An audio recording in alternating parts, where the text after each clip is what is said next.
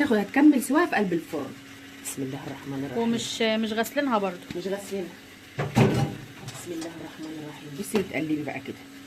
تحطي الكميه كلها؟ بتحطي الكميه لا، نص الاول وبعد كده ايوه بتحطي بتحطي، اللحمه. اقصد يعني بتحطي الكميه المكرونه كلها في بقيه البشاميل اللي احنا نصصناه. عايشه ما اقول المعلومه بالتفاصيل عشان انا واحده من الناس ما كنتش عارفه. ايوه صح كده زي ما قلت لكم اهو.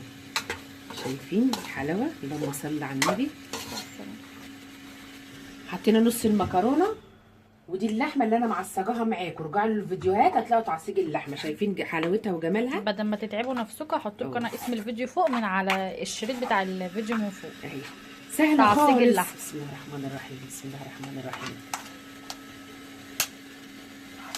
اهو النص اللي احنا شلناه معاكم، وهوريكم بقى نحط بقى فيه البضايه بتاعتنا. بسم الله الرحمن الرحيم. بسم الله الرحمن الرحيم.